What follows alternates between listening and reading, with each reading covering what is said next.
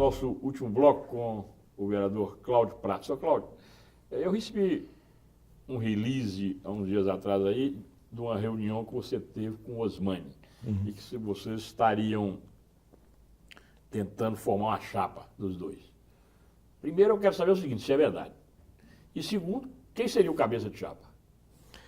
Então, Jorge, procede. A reunião nós tivemos mesmo, foi uma reunião recente agora.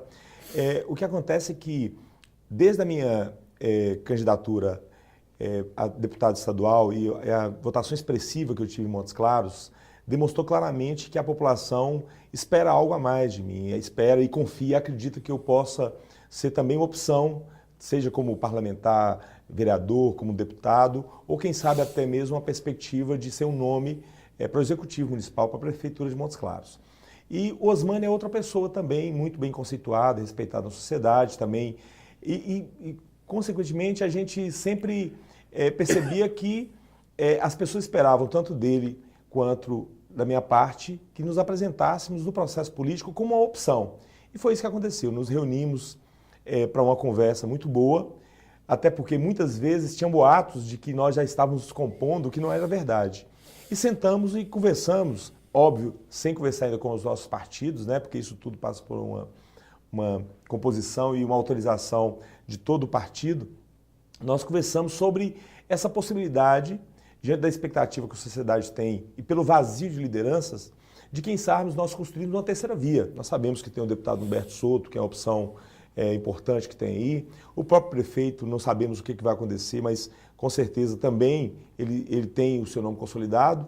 Não sabemos se o PT também vai se apresentar, mas a gente entende... O PT, nessa altura do campeonato, eu acho meio difícil. Eu acredito que não. E até por esse motivo, para ter certeza da possibilidade não existir do PT ou do partido PT pensar na possibilidade de voltar às urnas em Montes Claros, é que nós tentamos construir essa terceira via, para que a terceira via não fosse, absolutamente, a minha opinião, essa opção do PT. E aí, então, nós nos apresentamos para que, não ainda como pré-candidatos, não como uma chapa, mas como uma possibilidade, como dizer para a população, olha, não fugiremos à luta se caso a população entender que nossos nomes podem ser uma opção diante desse quadro impensado, esse improvável que se instalou em Montes Claros, podemos ser uma opção de pensar uma nova gestão pública com um olhar diferenciado de que outros modelos que se apresentaram para nós, que não é unanimidade da população, né? Falamos aqui hoje na sua entrevista. E que possam... A história mostra o seguinte, que o vereador mais votado pode chegar a ser prefeito. O Tadeu foi o vereador mais votado quando ele se candidatou e chegou a prefeito. O Rui Muniz foi o vereador mais votado e chegou a prefeito. Você foi o vereador mais votado na última eleição. Pois é, eu até agradeço isso, mas muito mais do que essa mística, aí vou chamar assim, do mais votado. Já é história. Não, exatamente. Dessa história, eu prefiro acreditar que muito mais pela força do que pela força do voto, seria a capacidade de gestão. Pois é, mas entre vocês dois, quem seria o cabeça de chapa? Vocês conversaram sobre isso? Não, nós não falamos sobre isso. Até porque a ideia é que a gente nos apresentemos primeiro para a proposta, porque só vai ter sentido nós levarmos isso adiante, primeiro, se isso também for referendado pelos partidos, né? Ele é afiliado ao PMDB. Mas nós estamos há 2 meses das convenções. Mas você sabe que essas questões só decidem de última hora. Você lembra das últimas eleições que Humberto Souto entrou, foi faltando 15 dias para o páreo. Então, o cenário de Montes Claros parece que ele é mais nebuloso até do que em outros lugares, né? Então, aqui realmente... Esse fato que surgiu agora realmente com a prisão do prefeito, ele coloca mais ainda dúvidas, né, e mais fogo, né, nessa disputa política de Montes Claros. Então, por esse motivo também, nós entendemos por bem nos apresentar. Você acha que essa prisão do prefeito, ele consegue sobreviver politicamente? Jorge, é algo difícil de falar, sabe? Porque eu gosto de citar, por exemplo, o caso que aconteceu em Unai, todo mundo conhece, com o Mânica, que uma pessoa, na época, né, ele é acusado e depois foi condenado por um crime de mando da morte, de assassinato. Mas como ele estava em investigação e preso dentro da cadeia, ele, dentro da cadeia, conseguiu aquela imagem que você falou de se tornar vítima perante aos olhos da população e acabou se elegendo prefeito com quase mais de 70% da aprovação da população. Então, são situações como essa deixam a dúvida do que pode acontecer. Eu já vi há muito tempo que eu estou na Polícia Federal, inúmeros casos que aconteceram o contrário, né? A prisão, ela resulta realmente na morte política daquele gestor.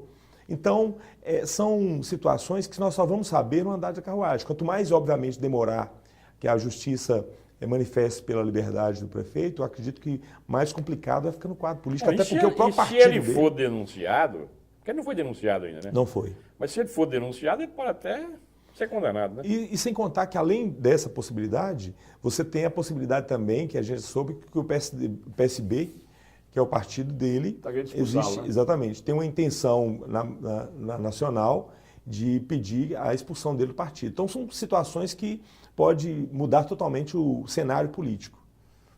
E quer dizer que há essa possibilidade de você e os Osmani formar uma chapa, né? Assim, os nossos nomes, isso é verdadeiro, lançamos porque nós entendemos que nós temos essa capacidade e podemos ser também a opção. Se entender que há um respaldo, que a população, de alguma forma, de forma geral, a sociedade acolhe essa possibilidade, a gente tem vindo isso de forma muito positiva, esse retorno das pessoas, quem sabe se concretiza essa possibilidade. Nós entendemos que a gente precisava se apresentar e nos apresentamos. Acho que as pessoas esperavam isso, tanto da minha parte quanto também da parte dele. Ô, Cláudio, nosso tempo está esgotado, infelizmente. 30 segundos para você encerrar.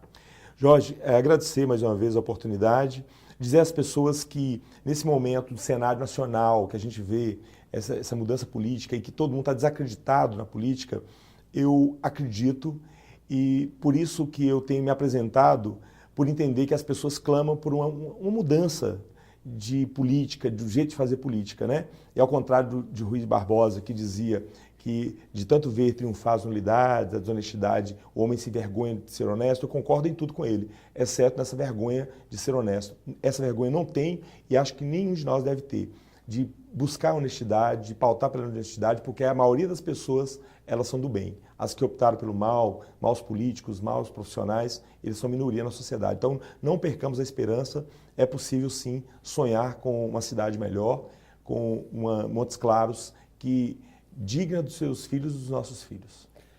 E completando o pensamento aí do vereador Cláudio Prata, agradecendo a presença dele, completando, eu quero dizer ao nosso telespectador o seguinte, apesar da classe política estar totalmente desacreditada, não se pode ter democracia sem a classe política. Então, nós temos que aprender a escolher bem os nossos candidatos. Muito obrigado.